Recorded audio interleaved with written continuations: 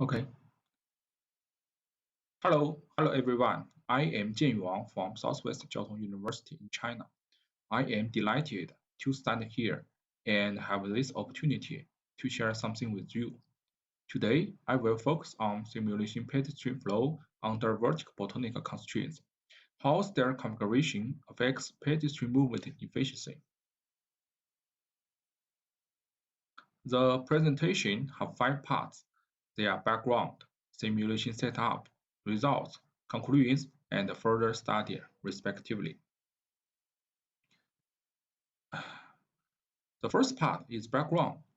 Urbanization promotes gradually in the past few decades. More and more complex structures are built to relieve the increasing pressure on traffic congestion and inefficient use of space, such as high-rise buildings and multi-story underground buildings. As a vertical channel connecting different building levels, stairs are widely used in high-rise buildings, subway stations, shopping malls, cruise ships, and other building facilities. Walking on stairs is a very common and vital activity in our daily life. Besides, in case of emergency conditions, stairwell usually becomes the only evacuation route. In a recent study, we have confirmed the flow decreases with the increasing slope of stairs, and the factors as tread depth and riser height of each stair step also have a significant effect on pedestrian dynamic on stairs with fundamental diagram. These findings inspired us to consider how to quality the effect of stair slope and tread depth on pedestrian movement. Therefore, this work aims to investigate how stair configuration affects pedestrian movement efficiency. This question will be discussed based on a source of pedestrian simulation works. The simulation model was employed in this work is developed at the University of Melbourne. This model consists of 2 layers. They are the operation level and the technical level. The details about the model, including the parameters, rules, and optimizations, could be found in reference 2, 3, and 4. To show the effect of the vertical bottleneck constraints on pedestrian movement efficiency, we considered different stair configurations for pedestrian ascending and descending movement. We first collected the common types of stairs in life from the standard code and buildings in different countries, as shown in Table 1. According to this data, then we examined 5 stair slopes from 20 to 40 degrees with 3 tread depth size from 0.25 meter to 0.35 meter. Therefore, in total 30 scenarios we simulated. In each scenario, 150 agents are used. These agents were initially distributed in the yellow area in the video. Each scenario was repeated for 50 times. The agent radius and agent mass we used in the simulation were referred to the empirical dataset of individual.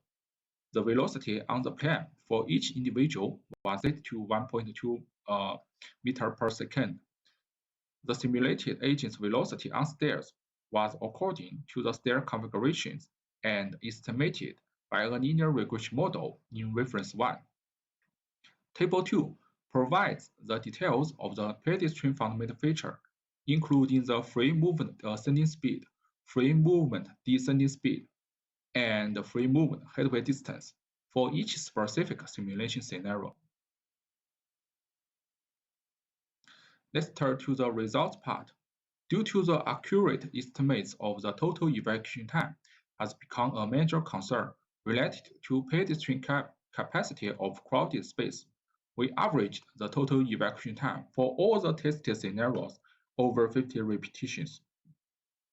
According to the color legend, the combination of stair inclinations and tread depths that is represented by dark color means the faster total evacuation time, and on the contrary, the bright color represents a longer total evacuation time.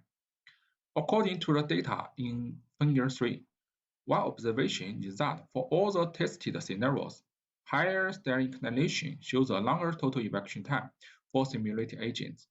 This feature is reasonable in that, with the increase of the stair inclination, the influence of gravity on pedestrian movement increases gradually. Besides, the effect of the chair depth on total evacuation time is not changed monotonously. Under the same stair inclination conditions, scenarios with 0.3 meter chair depth size display the fastest total evacuation time, then followed by 0.25 meter chair depth scenarios and 0.35 meter chair depth scenarios, both for ascending and descending movement. To quantitatively analyze the effect of the chair depth size of each step and the stair inclination on pedestrian flow at stairs, we analyze the effect of stair slope and the effect of chair depth size with statistical methods, respectively. Results are the effect of stair slope is shown in figure 4. The graphs in this figure have visualized the value of evacuation time and its average for each scenario associated with 50 repetitions of the simulation work process. The connecting line on top of two corresponding columns shows the relative error between the average of the simulated total evacuation time represented by the two columns. The connecting line on the bottom indicate the significant differences between the two sets of data. If a significant differences between the two sets of data were observed, this is marked with 1 asterisk, else marked with 2 asterisks, as can be seen in figure 4. Large stair inclination scenarios lead to longer total evacuation time. Among all these particular physical setups, one observation is that the effect of the stair slope on pedestrian evacuation time is basically constant both for ascending and descending movement. For example, when the slope of the stairs changes from 20 to 25 degrees, the total evacuation time increases about 5.8%, with the increases of slopes about 12.8% and 19.3% longer total evacuation time were found. Finally, after increasing the slope to 40 degrees, there were 28.4% extent in terms of the simulated total evacuation time. The effect of chair depth is shown in figure 5. According to this data, one observation is that the impact of the chair depth size differs from 3% to 27.9% in terms of the total evacuation time. Scenarios with 0.3 meter chair depth size have the fastest predict total evacuation time for all the tested scenarios.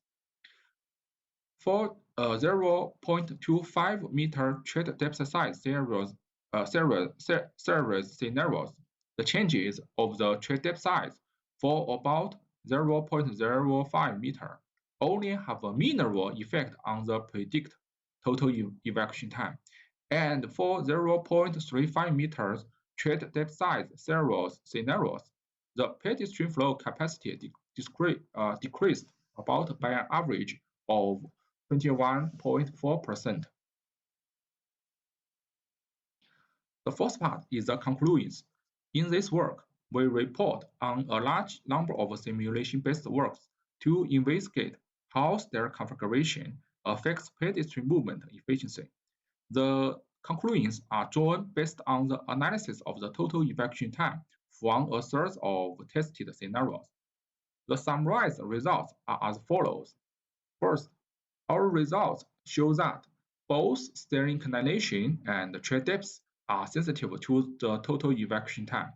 This highlights that in exploring the movement of pedestrians on the stairs and in designing stair architecture, we need to consider not only the slope of the stairs, but also the depth of the tread depth of the steps, as it relates to pedestrian walking habits and behaviors. Then, when we provided a deeper understanding to the relation between pedestrian flow and the slope of stair, we found that at any tread depth scenarios, the changes of stair slope is constant with the changes in pedestrian flow efficiency on stairs. Finally, our simulation results suggest that the effect of tread depth on pedestrian total evacuation time is not changed monotonously. In these particular scenarios with 0.3 meters tread depth size is the best choice. These findings further underline the importance of stair configurations in building design, as we often only consider the impact of the slope of the stairs and ignore other factors. However, it is important to note that this work is applicable for design purposes, as the work still needs further validation and research with more realistic experiments.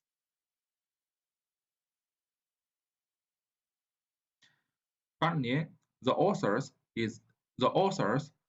deeply acknowledge the support from the National Natural Science Foundation of China, the Science and Technology Development Fund of Sichuan Province, the research project of China Railway Eryuan Engineer Group Company Ltd, and the Transport Research Group from the University of Melbourne. That's all. Thank you for your attention. That's all. Thank you for your attention.